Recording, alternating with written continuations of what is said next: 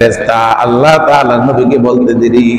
বিশ্ব নবী বলেন, আমার যে উম্মত আমাকে দেখে নাই, বহু দূর থেকে আমি নবীর নামে দুরূদ ও সালাম পেশ করলো, আমি তার দুরূদ কবুল তো করলামই, তার চেহারাটাও মনে রাখলাম। কিয়ামতের দিন এই চেহারা দেখে দেখে আমি সুপারিশ করে জান্নাতে নিয়ে যাব।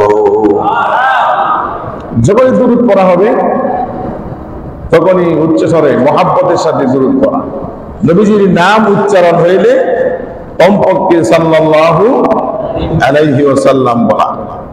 এই অতটুকু দুরূদ যে না পড়ে, যে মিম্বারে প্রথম সিঁড়িতে পা রাখলেন নবীজি বললেন আমিন, দ্বিতীয় সিঁড়িতে পা রাখলেন বললেন আমিন, তৃতীয় সিঁড়িতে পা রাখলেন বললেন আমিন। সাহাবায়ে কেরাম নামাজের পরে প্রশ্নবোধক চোখে তাকালেন, অথবা বিশ্বনবী হযরত মুহাম্মদ সাল্লাল্লাহু আলাইহি ওয়াসাল্লাম বলেই দিলেন যে আমি কেন আজকে এইভাবে তিনবার আমিন আমিন বললাম জানো? তার মধ্যে একটা হলো, যে ব্যক্তি রমজান পাইলো গুনাহ মাফ করাইতে পারলো না, জিবরাইল বলছে সে ধ্বংস হোক, আমি বলছি আমিন, নাউজুবিল্লাহ। যে ব্যক্তি পিতামাতা পাইলো অথচ তার পিতামাতাকে সন্তুষ্ট করতে পারলো না, ওই ব্যক্তিও ধ্বংস হোক, আমি বলছি আমিন। তৃতীয়, জিবরাইল আলাইহিস সালাম বলতেছে, ওগো নবীজি, আপনার যে উম্মতের সামনে আপনার দুরূদ, আপনার নাম বলা হলো, আপনার দুরূদ পড়া হলো না, এও ধ্বংস হোক, আমি বলছি আমিন। তাহলে বুঝেন জিবরাইল কে পাঠাইছে? আল্লাহ। জিবরাইল আলাইহিস সালাম আয়েশা বলছেন নবীজির সাথে, আর নবীজি বলছেন কবুল হোক, অর্থাৎ আমিন। এই দোয়ার ভিতরে যে কবুল হবে না কোনো সন্দেহ আছে? কোন সন্দেহ নাই। এই জন্য নবীজির নাম সামনে যখন বলা হয় কমসে কম অতটুকু বলা, সাল্লাল্লাহু আলাইহি ওয়াসাল্লাম। এমনিতে আমরা বেশি বেশি দুরূদ পড়ব, কারণ নবীজি ছাড়া আমাদের কোনো উপায় নাই, দুনিয়াতেও নাই, পরকালেও নাই।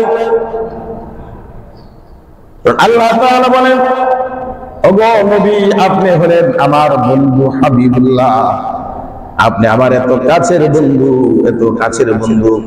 তামাম নবীরা ছিল আমি আল্লাহকে খুশি করার জন্য পাগল। এমনি আমি আল্লাহকে খুশি করব এই জন্য তারা বেকার ছিল,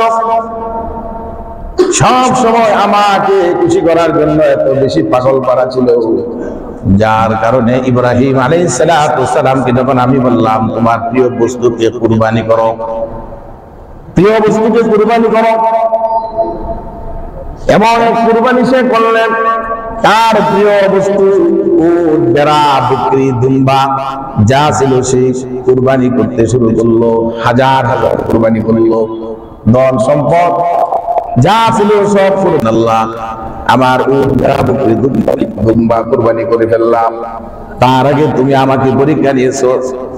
নমরুদ আমাকে আগুনে ফেলাইছে, সমস্ত ফেরেশতা সহ তামাম কায়নাত আমাকে সাহায্য করতে চাইছে। আমি বলছি না, আমার রব যদি আমাকে নমরুদের আগুনে পোড়ায় খুশি হয়, আমি ইব্রাহিম আল্লাহর জন্য পরেও খুশি।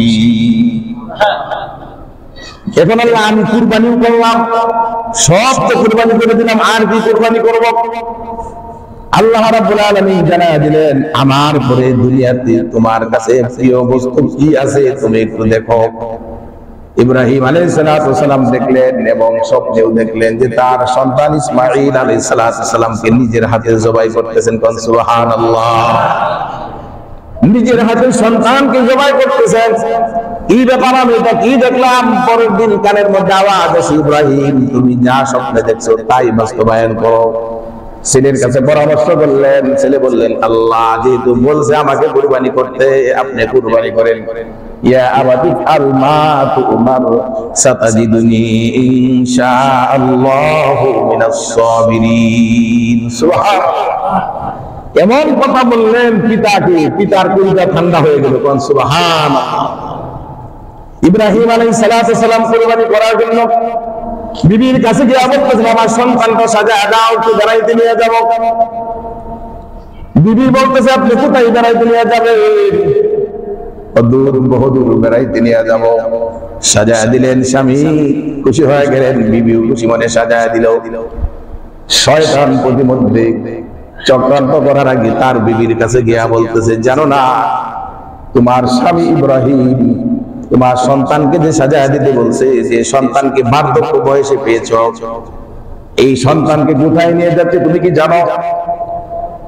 পিতা তার সন্তানকে নিয়ে যাচ্ছে, কোথায় যাবে? ভালো জায়গায় তো যাবে না, সে তো কুরবানি করে ফেলবে, জবাই করে ফেলবে। সুবহানাল্লাহ বলি। শয়তান যখন বলল কুরবানি করে ফেলবে,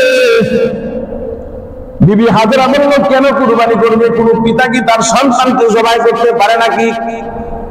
শয়তান বলে হ্যাঁ করতে পারে, কারণ সে তো এমনিতেই করবে না, সে স্বপ্নে দেখেছে তার সন্তানকে জবাই করতেছে, আল্লাহর পক্ষ থেকে নির্দেশ এসেছে তোমার সন্তানকে জবাই করার জন্য।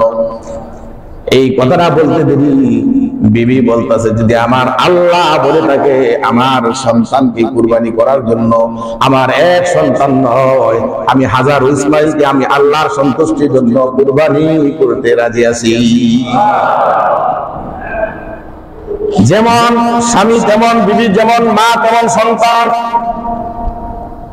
সন্তানকে সাজা দিল, সন্তান পিতার সাথে খুশি মনে রওনা হয়ে গেল। মাকে ধোঁকা দিয়ে যখন শয়তান পারে না ভাই গেছে, তার সন্তানের কাছে গিয়ে বলতেছে, ইসমাইল তুমি কি জানো তোমার পিতা তোমাকে কোথায় নিয়ে যাচ্ছে? না আমি তো জানি না, তবে অতটুকু জানি আমার বাবা আমাকে বেড়াইতে নিয়ে যাচ্ছে।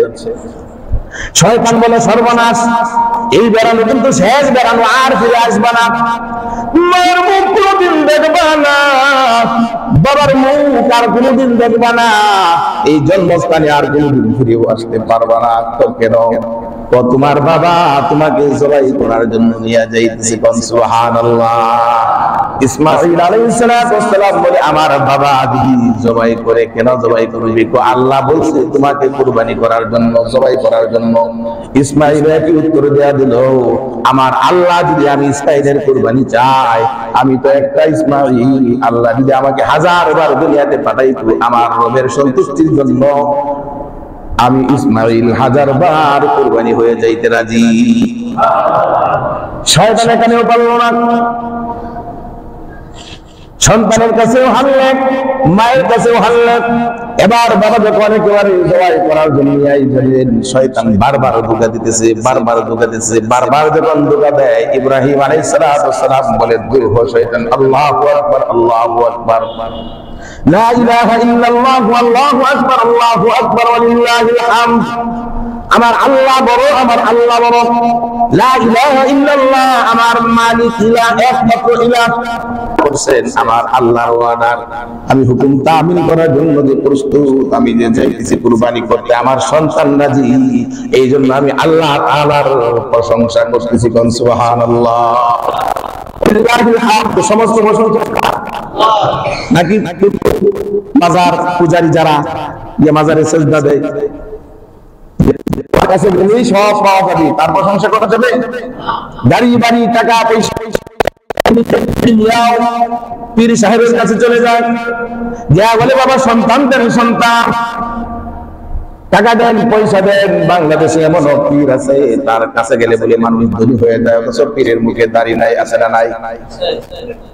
ইমাম হুজুর বলতেছে, হুজুর এখানে মুসল্লি আছে, এখানে নামাজ পড়ার পরে, ইমামের পিছনে নামাজ পড়ার পরে উনি দ্বিতীয়বার আবার নামাজ পড়ে। আমি কেন পড়ে? আমাদের পিছনে নাকি নামাজ হয় না। আমাদের পিছনে যদি নামাজ না হয়, তাহলে তো পিছনের সময় কোনো দরকার নাই। যদি কোনো ইমামকে পছন্দ না হয়, তাহলে এই ইমামের পিছনে তার নামাজ কি হবে না? হবে না। যে কোনো কারণে যদি ইমামকে পছন্দ না হয়, শরীয়ত সম্মত কারণ লাগবে, এমনিতেই না। যদি শরীয়ত সম্মত কারণ ছাড়া সে এমনিতেই ইমামকে অপছন্দ করে, তার উপরে আল্লাহর নারদ, নাউজুবিল্লাহ। শরীয়ত সম্মত কোনো কারণ নাই, সুন্নতের কোনো অভাব নাই ইমাম সাহেবের শরীরে। ভিডিও পর্দায় থাকে, গার্মেন্টসে তিনি চাকরি করে না, দোকানদারি করে না, পর্দায়ও চলে না। হক কথা বলে, হালাল হারামের কথা বলে, সুদ ঘুষের কথা বলে, বন্ধক পীরের কথা বলে। এই জন্য যদি কোনো ব্যক্তির খারাপ লাগে, সে যদি ইমাম সাহেবকে অপছন্দ করে, ব্যক্তিগত স্বার্থে আঘাত লাগার কারণে, শরীয়তের কোনো বিধান লঙ্ঘন করে না ইমাম, কোরআন হাদিসের বাইরে কোনো কথা বলে নাই। এই জন্য যদি ইমামকে এসে অপছন্দ করে, আল্লাহর পক্ষ থেকে এই মুসল্লির উপরে আল্লাহর পক্ষ থেকে লানত, নাউজুবিল্লাহ, লানত। আপনি ভালো লাগান অন্য জায়গায় নামাজ পড়েন, কিন্তু যদি আপনার শরীয়ত সম্মত কোনো কারণ ইমামে থাকে যে এটা সে লঙ্ঘন করতেছে, তাহলে কমিটিদেরকে নিয়ে বসেন অথবা ইমাম সাহেবকে আলাদাভাবে বলবেন। কিন্তু এমন কোনো কাজ করবেন না যেটা আপনি ব্যক্তির সাথে আঘাত লাগার কারণে আপনি গোষ্ঠীগতভাবে ব্যাপকভাবে তাহলে লানত হয়ে যাবে আল্লাহর পক্ষ থেকে। এজন্য আল্লাহ তাআলা যে আমাকে লাগায় ফলাবি, কারণ আল্লাহর তাকবীর, আল্লাহর ধ্বনি, নারায়ে তাকবীর, আল্লাহু আকবার বলেন না, নারায়ে তাকবীর।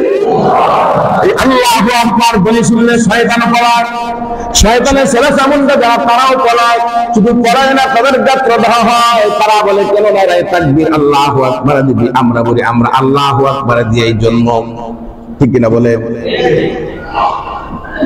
আল্লাহু আকবার যখন আমি দুনিয়াতে এসেছি তখন আমার ডান কানে বলা হয়েছে আল্লাহু আকবার, আল্লাহু আকবার, বাম কানে বলা হয়েছে আল্লাহু আকবার, আল্লাহু আকবার, বাম কানে আযান, বাম কানে ইকামত। আযান আল্লাহু আকবার বলে দিয়ে আমার দুনিয়াতে আসা শুরু। এরপরে আমার মা দুধ পান করাইছেন আল্লাহর নামে, আমার মা আমাকে খানা খাওয়াইছেন আল্লাহর নামে। আমি যখন কথা বলতে পারি না তখন আমার মা বাবা আমার আল্লাহর নাম শিখাইছে, ঠিক কিনা বলেন? আমরা তো সন্তানদেরকে টাটা শিখাই, বাই বাই শিখাই, টাটা বাই বাই হ্যালো না, সন্তানকে পড়ান লা ইলাহা ইল্লাল্লাহ, আল্লাহু আকবার, আলহামদুলিল্লাহ, এগুলি শিক্ষা দেন। এরপরে মক্তবে গেলাম, আল্লাহর নাম নিয়ে শুরু, নামাজ আল্লাহর নাম নিয়ে শুরু, নামাজ আল্লাহর নাম নিয়ে শেষ, জানাজা আল্লাহর নাম নিয়ে শুরু, জানাজা